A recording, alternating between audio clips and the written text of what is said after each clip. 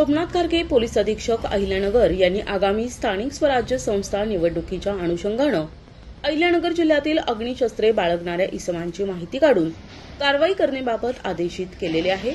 सदर आदेशानुसार स्थानिक गुन्हे शाखेचे पोलीस निरीक्षक किरण कुमार कबाडी यांनी स्थानिक गुन्हे शाखेचे पोलीस उपनिरीक्षक समीर अभंग, पोलीस अंमलदार गणेश लोंढे, फुरकान शेख, संतोष खैरे, योगेश कर्डिले, बाळासाहेब गुंजाळ, रमेश राजा आतार, अरुण मोरे यांचे विशेष पथक तयार करून सदर पथकास अहिल्यानगर जिल्ह्यातील अवैध अग्निशस्त्रे बाळगणाऱ्या इसमांची माहिती काढून कारवाई करण्याबाबत सूचना आणि मार्गदर्शन करून पथकास रवाना केले। नमूद पथक हे दिनांक 14 नोव्हेंबरला श्रीरामपूर शहर पोलीस ठाणे हद्दीमध्ये अवैध अग्निशस्त्रे बाळगणाऱ्या इसमांची माहिती काढत असताना पोलीस निरीक्षक किरण कुमार कबाडी यांना बातमीदाराकडून 3 इसम हे त्यांच्याकडील कारमधून गावठी कट्टा विक्री करता बेलापूर या ठिकाणावरून श्रीरामपूरकडे येणार असल्याची माहिती प्राप्त झाली। त्यानुसार सदर बातमीची माहिती पथकास कळवून खात्री करून तात्काळ कारवाई करण्याबाबत आदेश देण्यात आले। पथकाने मिळालेल्या माहितीच्या आधारे श्रीरामपूर ते बेलापूर जाणाऱ्या रोडवर अनारसे हॉस्पिटलच्या समोर रोडलगत सापळा रचून थांबले असता बातमीतील वाहन येताना दिसले।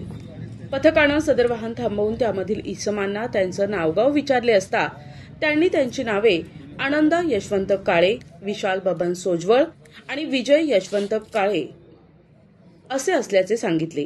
ताब्यातील इसमांची आणि त्यांच्या ताब्यातील कारची झडती घेता कारच्या डॅशबोर्डच्या डिक्कीमध्ये 35,000 रुपये किमतीचा एक गावठी कट्टा, 2,000 रुपये किमतीचे 4 जिवंत काडतुसे, 7 लाख रुपये किमतीची होंडा कंपनीची होंडा सिटी कार, 45,000 रुपये किमतीचे 3 मोबाईल असा एकूण 7,82,000 रुपये किमतीचा मुद्देमाल हस्तगत करण्यात आलाय।